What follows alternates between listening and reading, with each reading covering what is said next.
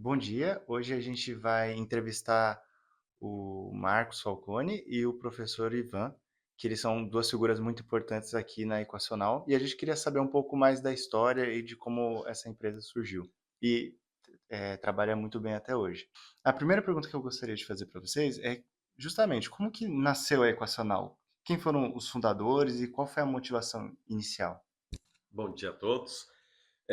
A Equacional surgiu em 1974. Os fundadores foram alguns engenheiros da Eletromáquinas Anel e o principal sócio da Eletromáquinas Anel, com o intuito de fazer equipamentos educacionais para as escolas de engenharia e escolas técnicas, que não havia um fabricante aqui no Brasil. A ideia surgiu a partir disso. O professor Áudio já era professor na escola politécnica e, e viu esse nicho.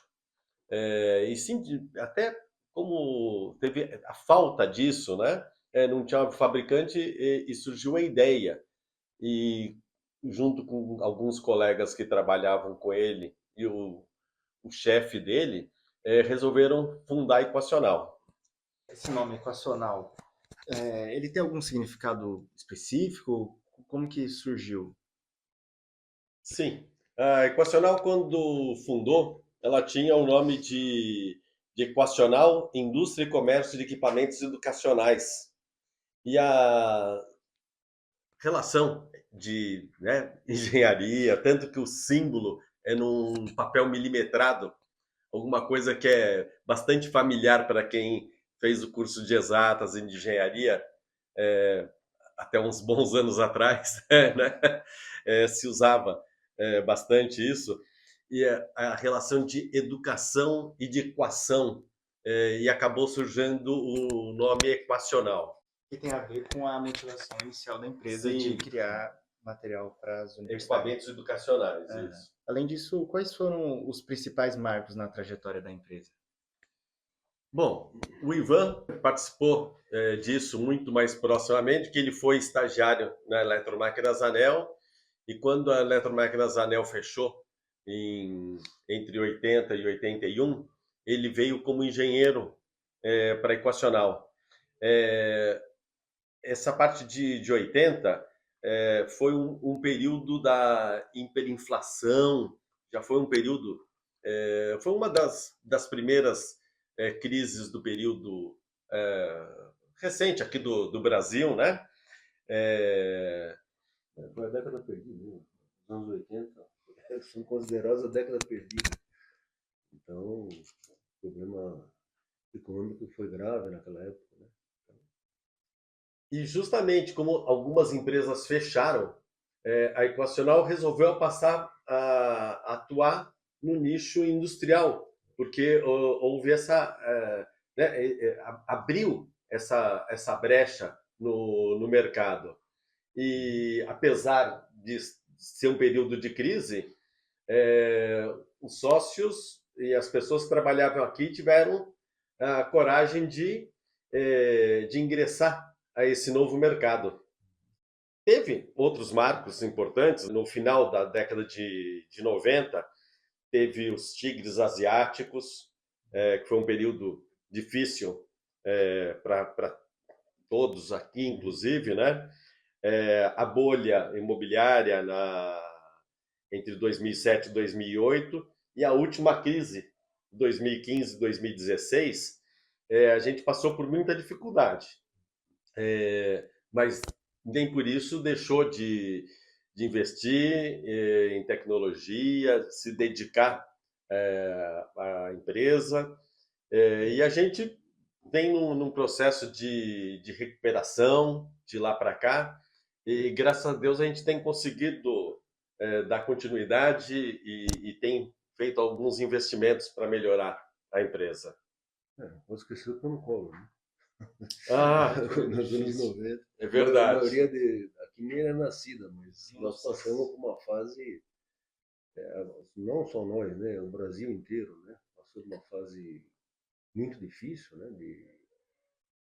De manter as empresas, né? Porque na época do Plano Collor os recursos desapareceram, inclusive para fazer pagamento de funcionários, pagamento de compromissos, né?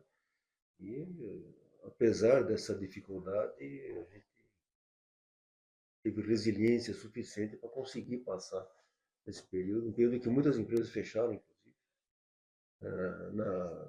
Um pouco antes disso, né, o Brasil tinha umas 8 a 10 fabricantes de motores elétricos.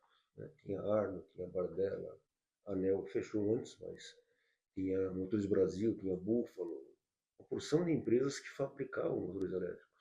E ao longo da década de 80 e começo da 90, pegando o plano Collor, a grande maioria desapareceu. Né? Então, praticamente sobraram o quê? As grandes multinacionais, Siemens, Bambover na época, né?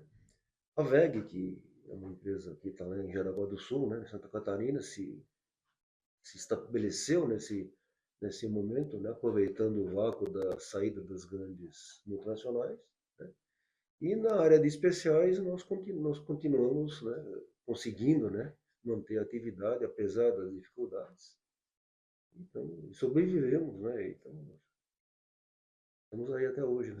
Continuam produzindo, Já né? sobrevivemos a várias crises. A nossa história é mais ou menos, não só a nossa, a empresa, a pequena empresa no Brasil tem um histórico de picos e vales, né? Mais, em geral, mais vales do que picos, né? E nós passamos por isso também. A empresa, a Castanal é uma empresa porte pequeno e médio, né? Tá certo? De equipamentos especiais, né? Então, o mercado é um mercado restrito, é focado em alguns clientes, né? Que são nichos de fornecimento de fabricação. Então, a gente fica ao sabor, né, das oscilações do mercado.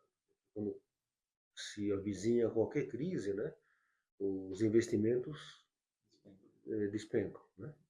E como o nosso produto é, em geral, investimento dessas empresas, né, a gente sofre, no primeiro momento, né, uma redução forte da atividade e, como em qualquer crise, né, os investimentos, quando ela começa a se atenuar e desaparecer, o investimento é o último que retorna. Né? Quer dizer, o primeiro a sair e o último que retorna. E como o nosso fornecimento, os nossos clientes basicamente compram para investimento, né, ou para reposição de equipamentos, a gente é o primeiro a sofrer e o último a sair do sofrimento, basicamente assim, né? Falando em termos mais simples, entendeu? Mas apesar de tudo isso, como o Marcos falou, né, o nacional tem uma resiliência grande e, felizmente, até o momento nós temos conseguido, né, sobreviver a todas essas oscilações que aconteceram aqui. Até que a gente tem um diferencial na parte de reparos, como somos fabricantes, fazemos projetos, a gente consegue trabalhar na parte de reparo de uma forma diferenciada. E nesses períodos de crise, a procura por um repotenciamento, por uma reforma de um equipamento, cresce. E a gente tem a oportunidade de também trabalhar com isso. E isso é um dos diferenciais e que ajudou a empresa a se manter até hoje, não só com os projetos novos. Inclusive, cada projeto que vocês fazem é novo, É né? novo, No fim. novo. Sim, é raríssimo a gente fazer alguma coisa Repetida, né? seriar, repetida, às vezes alguma reposição, mas normalmente a gente faz um projeto específico para a necessidade do cliente. É isso, muito obrigado.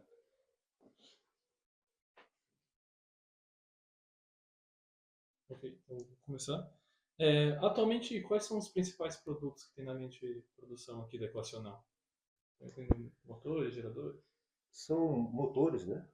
A equação faz motores, geradores, reguladores de indução, outros equipamentos, né, frios dinâmicos, mas a maior quantidade é, em geral, motores e essencialmente para a indústria siderúrgica. A siderurgia a gente fala que a siderurgia é o paraíso do motor elétrico, né? Quer dizer, ele tem tudo quanto é tipo, tamanho e variedade construtiva. Então, tudo que você imaginar de motor elétrico, dos mais variados tipos até os mais exóticos, existem na siderurgia, né? E como a gente só faz coisa especial, né?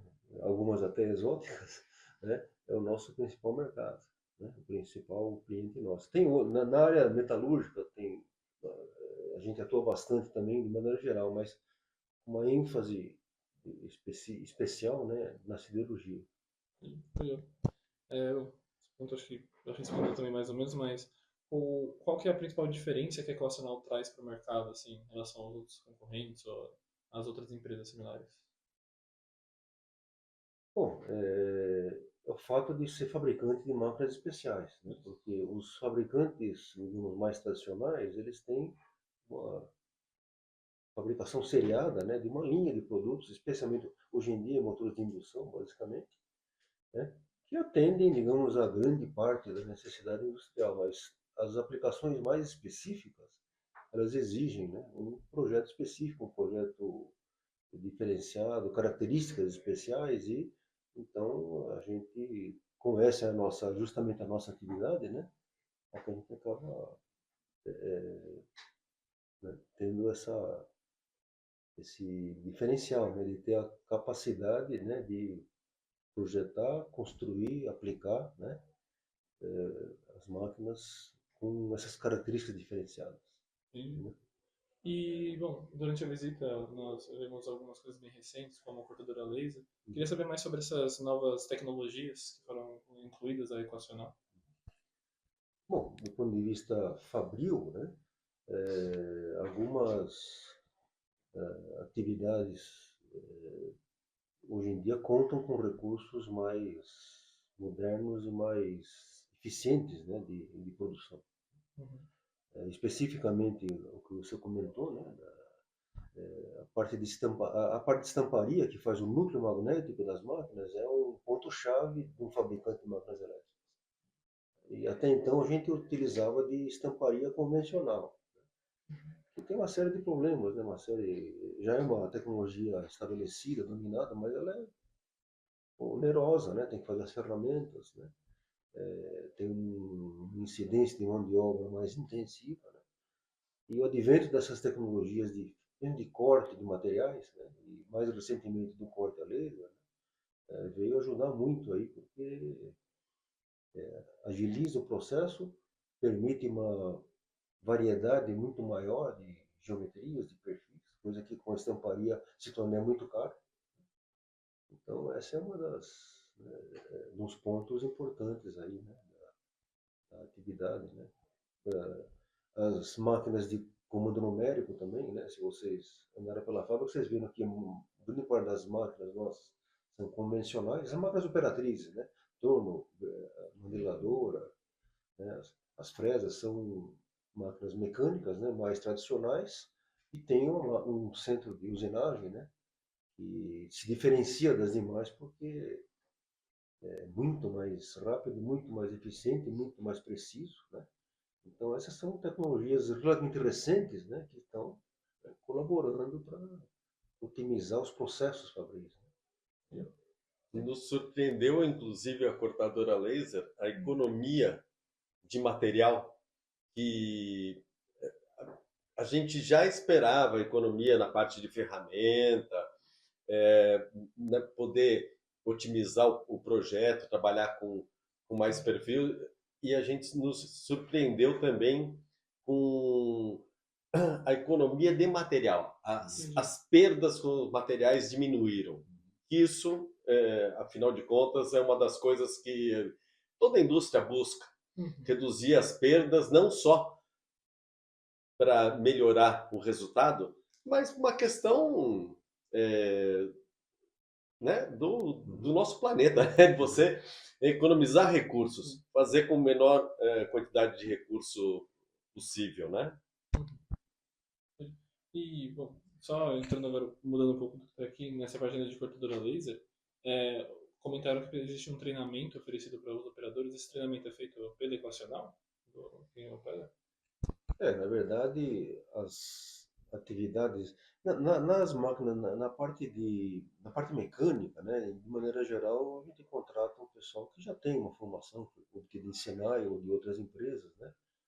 O nosso ponto, digamos, nevrálgico é o enrolamento, Uhum. porque hoje em dia o Senai não tem a formação desse tipo de profissional, que tinha no passado, hoje em dia não tem mais. Entendi. Então, uma pessoa que vem para trabalhar no enrolamento, fabricação, não só fabricação de bobinas, mas colocação de bobinas, ligações, que é o enrolamento em geral, isso exige um conhecimento que não está mais sendo oferecido, né? Então, esses são formados aqui dentro. Legal. Na parte mecânica é um pouco mais simples, porque o Senai, em particular, hoje em dia fornece uma variedade grande, né, de profissões que formam um elemento para trabalhar nessas máquinas mais modernas, né, tá? Mas no enrolamento não. Então, o enrolamento é um ponto, né? Não fabricante de máquinas elétricas, o enrolamento é um ponto, né, central. Uhum. E é justamente nesse ponto que a gente tem que fazer formação profissional internamente, né? Então, em geral, pega os aprendizes, né, do Senai em outras áreas e põe o pessoal aí, vai treinando com os mais antigos. Tem um funcionário mais antigo que é aposentado e agora ele está aqui basicamente só para a função de formação, né? O Afonso. Então, a função dele, além de dar uma orientação geral no regulamento, né, os aspectos específicos desse tipo de profissional, né, ele forma essa meninada nova aí, essa garotada nova aí. Né? Não tem jeito, né? Isso é mais ou menos assim em qualquer fabricante de máquinas elétricas, não é só aqui, Entendi. né? Tem uma deficiência de formação, né, que tinha antigamente, não tem mais, que é o Senai que fazia essa formação. Ok. Bom, continuando, dá para ver que tem uma produção altamente específica que nunca para. Quais são alguns processos para garantir a rastreabilidade e qualidade ao longo de toda a produção, assim, de qualquer equipamento? Melhor que da qualidade. Bom, Perdão, você estava respondendo. Sem é, problema. a gente hoje trabalha com a ISO 9000, né, que é uma norma bastante conhecida, mas aqui na Equacional esse processo começou bem mais cedo.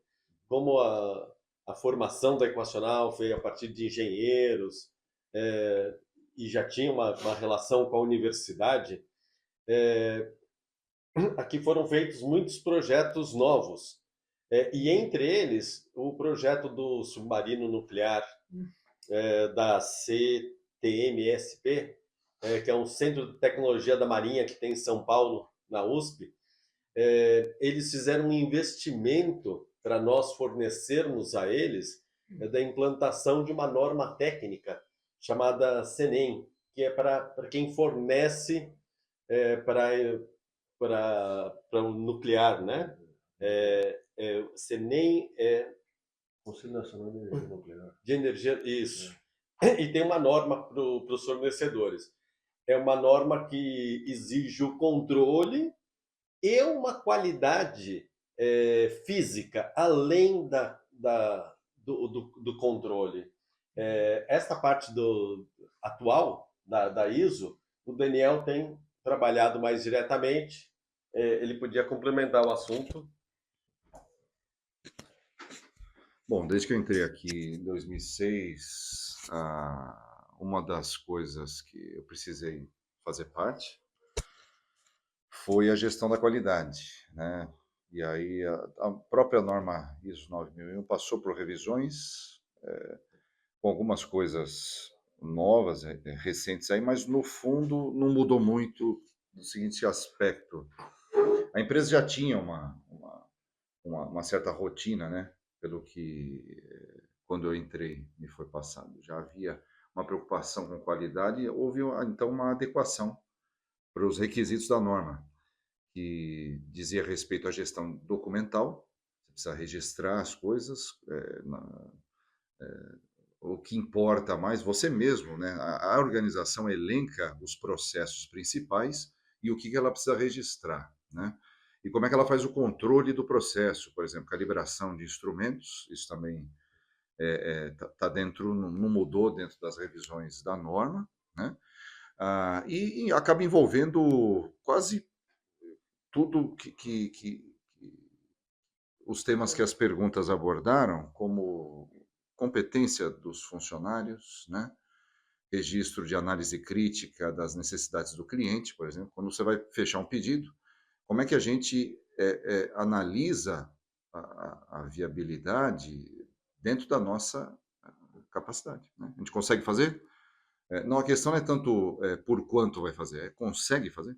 Consegue atender tecnicamente, consegue atender no prazo que a gente precisa? Então, e essa negociação, a engenharia normalmente é consultada quando isso ocorre, entre um pedido muito especial, o departamento comercial não tem toda a autonomia para determinar, não, a gente vai fazer.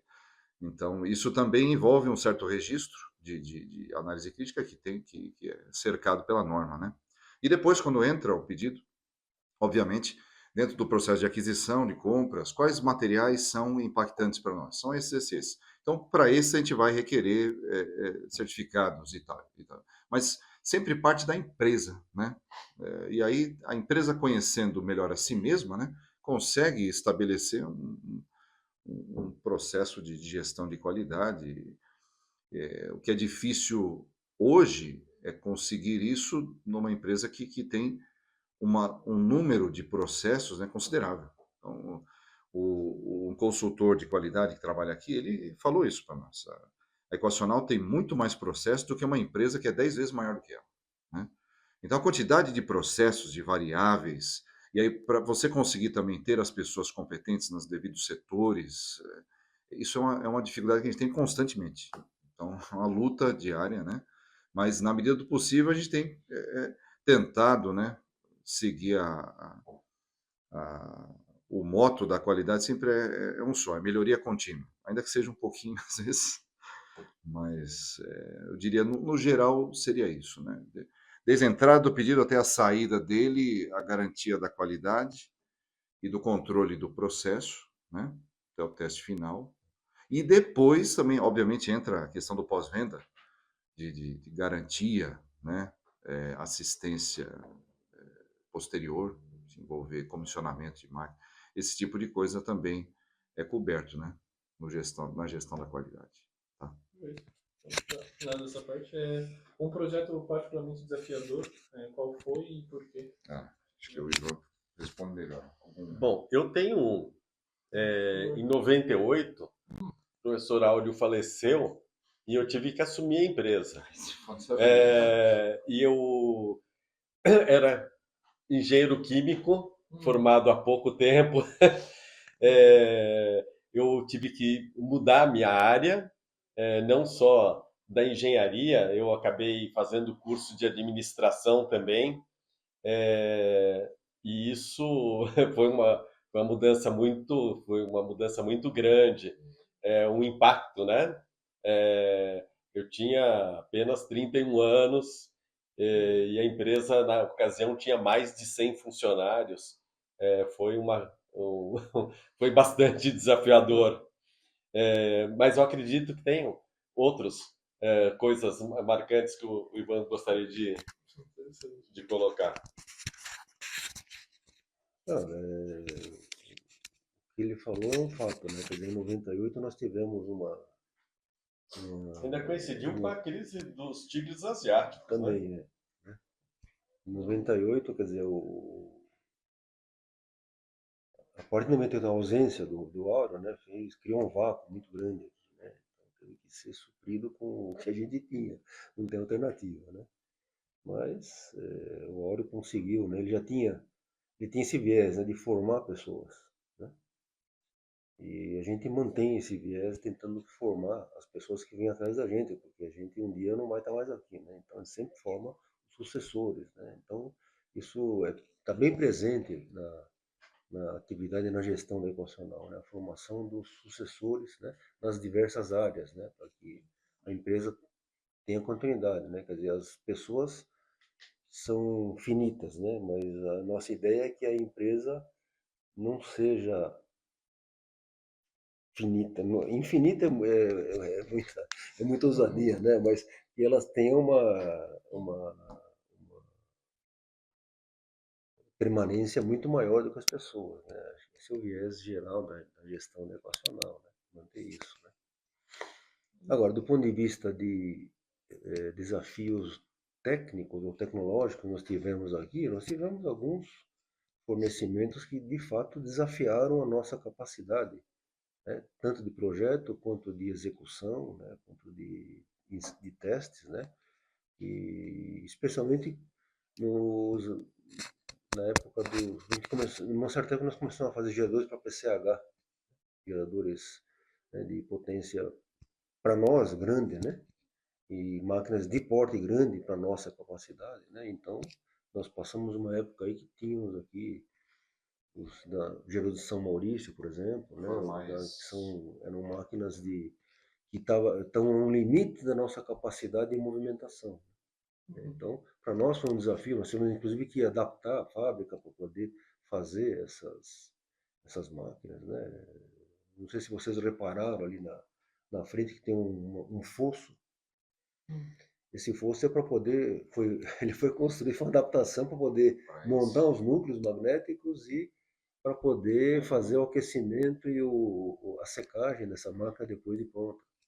Então a gente adaptou e fizemos aí na verdade, uma tremenda revolução aqui dentro para conseguir construir essas máquinas, né?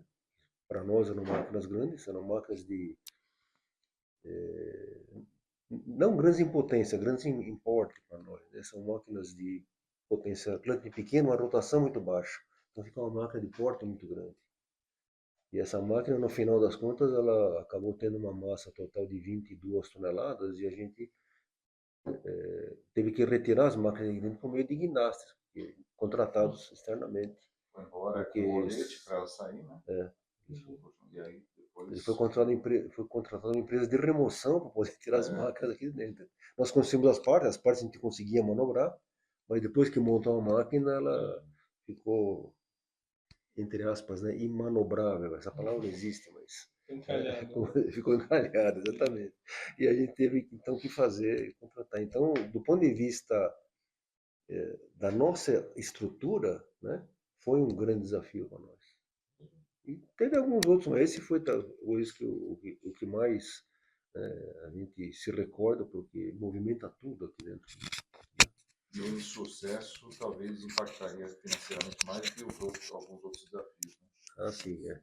Esse aspecto que ele falou é importante, né? Quer dizer, a funcional, ela não pode se dar o luxo de errar. Ela não pode errar muito. Porque como a gente só faz em produtos específicos como encomenda, cada projeto é um caso diferente.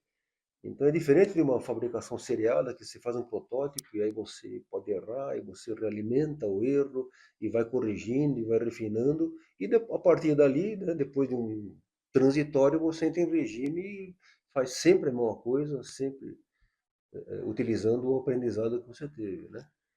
Nós não temos essa oportunidade, né? Quer dizer, se a gente errar, a máquina está perdida, entendeu? Então existe uma preocupação muito grande nossa, né?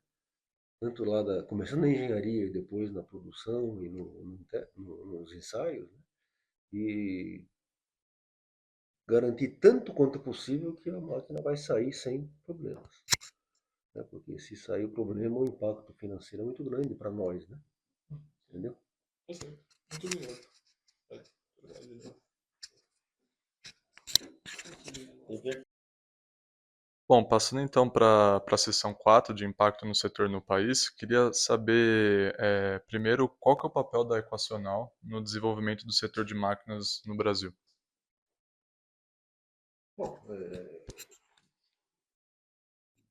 dá para desligar. Pode só apertar o botão. Tá. Bom, um primeiro impacto é o fato de que alguns equipamentos que a gente fabrica, né, não tem outro fabricante no Brasil. Então, quer dizer, alguns equipamentos específicos, alguns motores muito específicos, né, a gente faz porque a gente tem digamos, a condição de fazer, né? E se não tivéssemos aqui para fazer, né? A empresa não tivesse em atividade, essas máquinas teriam que ser importadas, por exemplo. Então esse é um aspecto, né? Então em muitos fornecimentos nossos a gente fornece, né? Porque temos a condição de fazer e ao contrário disso as máquinas ou os clientes teriam que mudar a tecnologia do equipamento que está lá montado no cliente, ou teria que ser importado, por exemplo. Esse é um aspecto, né? O outro aspecto, né, é que a gente também, né, dentro dessa especialidade de equipamentos que a gente faz equipamentos para pesquisa, para laboratórios de pesquisa em colaboração, principalmente com as universidades. Então, tem muitos grupos de pesquisa dentro das universidades, né, que ficam concebendo, né, equipamentos ou concebendo sistemas, e na hora de realizar aquilo, para fazer uma validação, precisa de um equipamento específico, uma máquina específica, um gerador específico, por exemplo, um motor muito específico, né, para validar um conceito diferente, né, que está sendo criado. Então a gente realiza esses protótipos. Então tem várias situações de fornecimento nosso, né, específico para essas fundações, para essas universidades, né, e são protótipos que visam comprovar um conceito. Então, isso está associado ao desenvolvimento tecnológico, basicamente. Entendeu? Então, essa é uma outra atividade que a gente tem também, né, em paralelo. Tá? Alguns casos marcantes, máquinas multipolares, que na minha formação, como não era em elétrica, eu fiquei bastante surpreso nas possibilidades e o porquê de existir aquele tipo de equipamento. Motor linear, fizemos um trabalho em parceria com a Universidade Federal do Rio de Janeiro.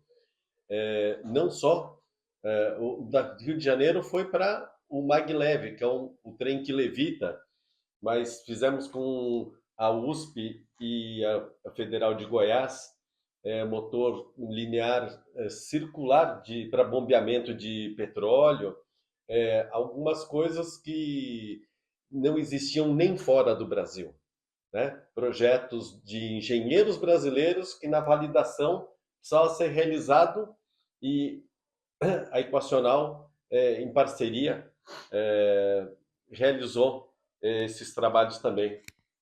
Lembra de algum específico? Acho que não, foi bem falado. Os que citou são os mais diferentes, assim, que a Sim. gente acabou fazendo, né?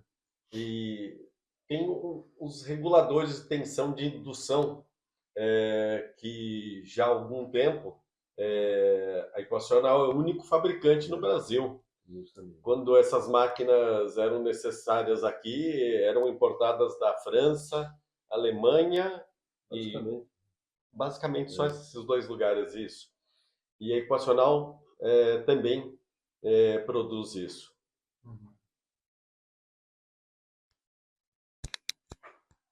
Claro, vocês falaram nas outras perguntas um pouco sobre os clientes que vocês atendem, né? Mas qual que vocês diriam que é o mercado prioritário? Tem algum que se destaca muito? Siderúrgico, né? Siderurgia, basicamente. A gente atende vários mercados, né? Na área de metalurgia, de plástico, quer dizer, a indústria em geral, né? A gente atende a indústria em geral, mas com um foco mais intenso na área siderúrgica. Alguma empresa que se destaca? CSN, Companhia Siderúrgica Nacional, por exemplo, é uma grande siderúrgica que é um grande cliente nosso. E as demais também, né? A Usiminas, né? O Grupo Gerdau, né? A antiga Cosipa, que agora é Usiminas também. Todas elas sempre foram grandes compradoras, né, de produtos da Nacional. Né? E são todas siderúrgicas. Né?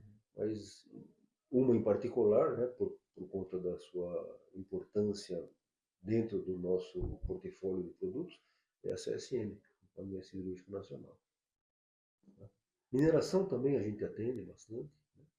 Mas se a gente for elencar a principal tipo de cliente nosso é cirurgia. Muito obrigado. Bom dia. Então, agora a gente vai entrar numa seara um pouco mais técnica. Nós passamos pelos testes durante a visita. Eu gostaria de saber como é que é preparado o setup para esses testes, tanto a instrumentação, calibração dos sensores, a gente não viu muito sobre os sensores, e quais procedimentos são adotados. Calibração do instrumento é mais do melhor, porque faz parte da qualidade, né? Também é. Então, tanto a nossa própria sala de provas, quanto os instrumentos e o controle, a gama que precisa ter é razoavelmente grande, assim, fontes diferenciadas, diferentes, porque a gente fabrica máquinas de menos de 1 quilo, né? Até 20 toneladas, e de concepções distintas, e você precisa fazer medições com uma determinada precisão, né, em todas essas máquinas. Então, a sala de provas também precisa ser multitarefa, né? Então, de uns tempos para cá temos conseguido transferir, né, nossas medições ou mudar, né, de medição analógica para digital, certo? Concentrando uma série de instrumentos que antes precisávamos fazer, né? Medição de tensão, corrente e potência. Por exemplo, o teste clássico de ensaio vazio de motor de indução, no mínimo tínhamos ali 3, 2, 1, 6 instrumentos, né? Por aí. Ainda é porque, eu não sei se vocês veem, ainda veio o teorema de Blondel. Sim, Os 2 vatímetros. 2 vatímetros. Então a gente ainda economiza punha 2 monofásicos, fazia. Então agora com um instrumento só, ele condensa tudo lá, né? E mede até mais coisas. Não só em corrente alternada, corrente contínua também, né? Então isso ajudou bastante. Isso, tanto na questão de ter menos instrumentos, porque veja, quando você está fazendo ensaio em carga também, você tem um monte de leituras para serem feitas. Isso, nosso técnico já fez muito isso, o Ivan fez eu também, né? Em teste de carga, que você precisa ler várias coisas e quando você começou a ler, era uma condição e pode ser que alguém tenha mexido algo na fábrica e ao longo das suas leituras houve alguma modificação no ponto de carga, ainda que não muito, né? Mas agora com instrumentação um pouco mais concentrada num só instrumento, você dá um pause lá e consegue ler tudo. Naquele mesmo instante, você tinha rotação tal, corrente tal, tensão tal, né? Potência tal. Então, isso ajuda bastante. O setup nosso mudou bastante. Antes você tinha uma preparação, hoje você tem um pouco diferente. Mas isso é do ponto de vista elétrico. E os instrumentos, que antes também tinham uma periodicidade de calibração, que era necessária, porque instrumento analógico também, né? Sofre um pouco mais que o digital, mesmo tomando os devidos cuidados, você tem desgastes, né, na movimentação, enfim, ajustes que eram necessários serem feitos, né? Normalmente o analógico você tinha uns cuidados, ainda temos, né, alguns, mas o digital isso já também ajuda mais. Obviamente na hora de reparo, né, de conserto, o valor vai ser mais alto, porque pode ser que você tenha que trocar uma placa inteira, eletrônica, tudo tem prós e contras, né? Mas o setup da instrumentação está nessa linha. Há uma máquina de corrente contínua, então é necessário estabelecer a fonte precisa pôr liga o retificador, porque a fonte é corrente alternada, aí você tem um instrumento que hoje usamos digital, precisa ser parametrizado para corrente contínua, para receber um sinal de um shunt, né? E tal. Veio uma máquina de corrente alternada, tá bom, então você muda, tem que acertar a fonte, acerta o instrumento também. Se for de média tensão, você precisa usar uma bancada que a gente tem com TP e TC, né, para ler. Então, isso para cada máquina, o nosso técnico vai ver qual máquina é, ele vai ter um setup já conhecido, né, e os instrumentos que estejam calibrados. Do ponto de vista mecânico, acabou a bateria. Então, o setup mecânico é diferente do elétrico, né? porque aí depende não, nem tanto do tipo da máquina, mas as dimensões dela, o peso dela. Obviamente, se vai carga ou não, isso ele precisa saber em qual freio eletrodinâmico ele vai colocar a máquina, né? Então nós temos 3 ali, vocês viram, né? Um pequeno, um médio e um grande, enfim.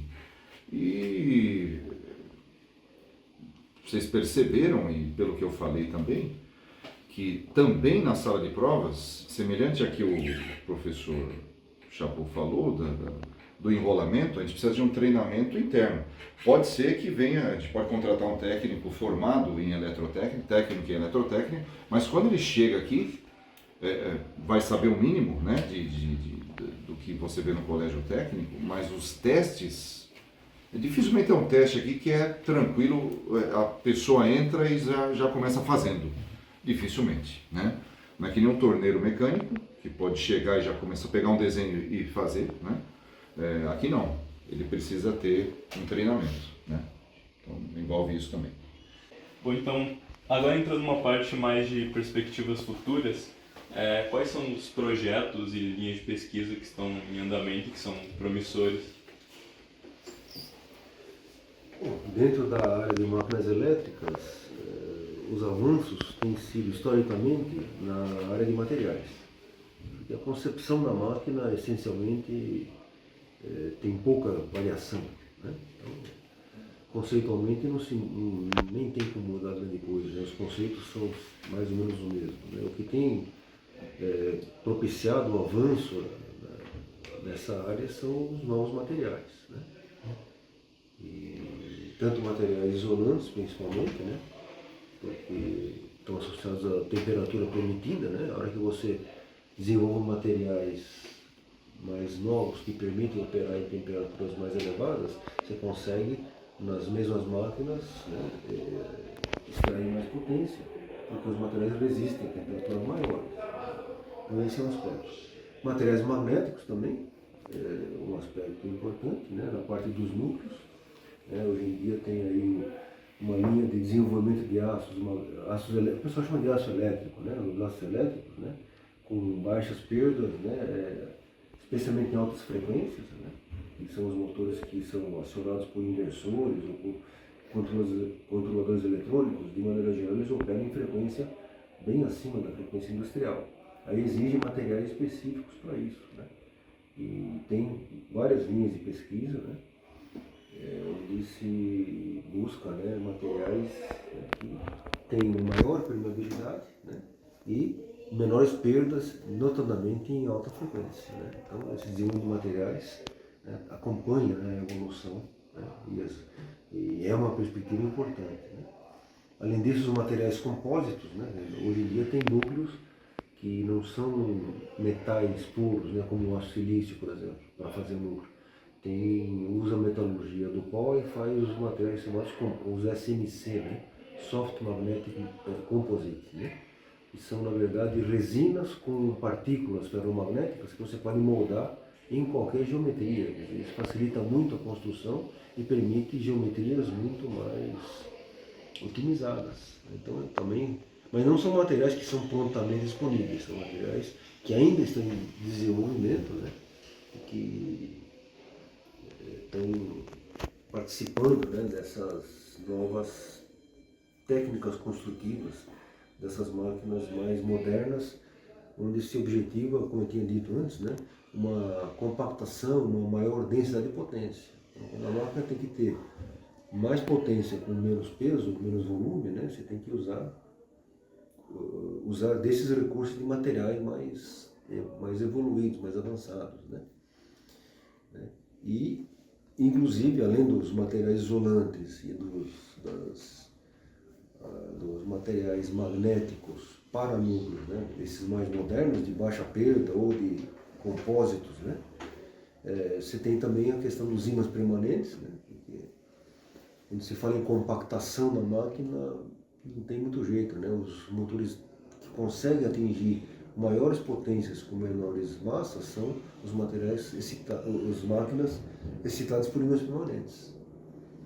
E aí, quando você fala em permanente, você cai fatalmente nos ímãs de terras raras, que são os mais que conseguem maior energia, na verdade. E aí terras raras tem alguns problemas associados às terras raras, né?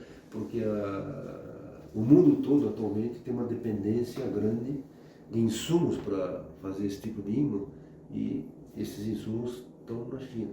Ela domina esse mercado, né? Tanto de terras raras para a fabricação de ímãs quanto dos próprios ímãs. Então, os fabricantes não... E nós estamos vivenciando isso no momento. Nós temos algumas máquinas que estão em andamento, que usam impermanentes, a gente encomenda os ímãs permanentes dos fabricantes, e os fabricantes não estão entregando porque a China está proibindo a exportação. Então você vê que a gente fica numa dependência grande de materiais. O Brasil tem reservas de terras raras, mas não tem a competência e a estrutura para tornar as terras raras em produtos aproveitáveis. Vocês devem ter ouvido, inclusive, um noticiário recente aí que está se falando em terras raras.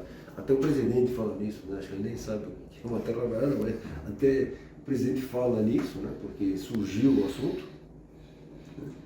Mas é porque esse assunto é um material considerado estratégico, né? Pelos países, por todo mundo, e em particular pelos países desenvolvidos, né? Então, os Estados Unidos tem fabricação de terras raras, né? Mas os insumos eles têm que importar, né? A Europa também tem muitos fabricantes desses materiais mais nobres, né? Que dependem das terras raras, que estão atualmente sob domínio de fornecimento de um país, que é a China. Então, isso tem motivado, de uma certa forma, linhas de pesquisa que buscam sair dos ímãs permanentes, né? Então tem uma série de fabricantes, especialmente na Europa. A Europa nesse aspecto, os europeus nesse aspecto, eles são mais ágeis, né? São mais eficientes, né? Tem buscado linhas de pesquisa onde você substitui a estação por meio de ímãs por bobinas, ou bobinas que você não precisa, no rotor que você não precisa alimentar, você faz a alimentação por radiofrequência, né? Enfim, essa dependência de um material específico tem motivado linhas de pesquisa paralelas que ainda não chegaram ao mesmo nível de eficiência das máquinas que são dotadas em ímãs. Mas a tendência é que com o tempo se consiga chegar perto. Então são desenvolvimentos que vão acontecendo em função de algumas limitações aí de materiais que você tem no mercado de maneira geral.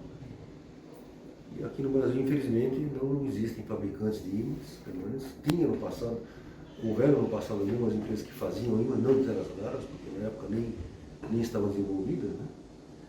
Mas, infelizmente, acabaram encerrando as atividades e atualmente, especialmente esses ímãs mais nobres, aqui no Brasil são todos importados para qualquer aplicação. E, em particular, para motores elétricos, né? Então, essa é uma linha, né, de desenvolvimento que é importante. E, assim, além da questão de acesso a tipos de materiais específicos, como esses ímãs de terras raras, qual é o maior desafio hoje de se atuar na área de máquinas elétricas no Brasil? Sobreviver. O problema é o seguinte, né? Não é um problema, né? Quer dizer, nós temos aqui um grande fabricante, alguns grandes fabricantes, a WEG é uma delas, né? E ela domina o mercado, especialmente em motores de fabricação padronizada, seriada, em máquinas de grande porte. E tem umas poucas multinacionais que restaram, né? Daquelas que eu falei no começo, certo? E são empresas que têm, digamos, uma estrutura financeira que faz com que elas possam provocar dumping ou coisa parecida, e fica difícil para uma empresa menor como nós, por exemplo, concorrermos com elas por conta disso. Então, os desafios são basicamente de você conseguir, né, implantar, né, uma estrutura para poder aumentar a capacidade de produção, coisa desse tipo. Entendeu? Desafio tecnológico existe, mas está ligado a você conseguir materiais a custos acessíveis, né, custos razoáveis. E existem os desafios econômicos que estão envolvidos na infraestrutura que você precisa ter e precisa aumentar, se então você quer, né, avançar nessa área. Ok. E sobre perspectivas da Equacional agora, nos próximos 5 ou 10 anos, quais são? Basicamente melhorar a nossa estrutura. Né? Quer dizer, nós temos uma estrutura um pouco limitada, a questão predial, né, por exemplo. Então nós já vimos já há alguns anos aí melhorando o nosso parque de máquinas, né? Essas máquinas mais modernas, vocês estão vendo, elas são recentes, né? Então, só que isso exige investimento, né? Exige um investimento grande. Então, no meio do possível, né, quando a situação financeira melhora um pouquinho, a empresa investe, a gestão tem essa visão, né, de investir em equipamentos para melhorar a capacidade. E num futuro assim, nessa faixa de 5 a 10 anos, né, além de melhorar o nosso parque de máquinas, é melhorar a estrutura predial. Existe uma perspectiva de sair desse prédio para um prédio melhor, mais bem estruturado, né, em áreas de mais fácil acesso, né, para poder, inclusive, aumentar nossa capacidade de fabricação. Né. Atualmente, a nossa capacidade está limitada em capacidade de movimentação de componentes. Então, nós temos as pontes rolantes, que são limitadas, a gente consegue manobrar componentes aqui com uma certa facilidade até 10, 12 toneladas. Acima disso, fica muito complicado.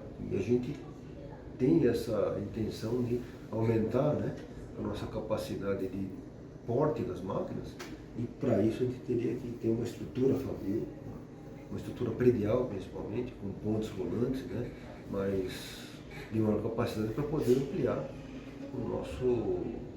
nossa participação no mercado, inclusive. O nosso principal foco para os próximos anos é principalmente essa parte predial.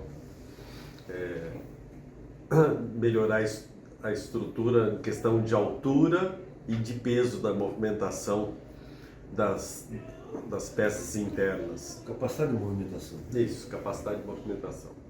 Tanto em altura como em peso, tá certo. Se entrar no mercado, por exemplo, de 13.8, 11 kV, né, máquinas assim, aí você necessita, essas máquinas normalmente são grandes também, né? Então você também vai precisar que seja acompanhado. A gente tem comentado que a gente, além dos nossos produtos normais, a gente também faz geradores para PCH.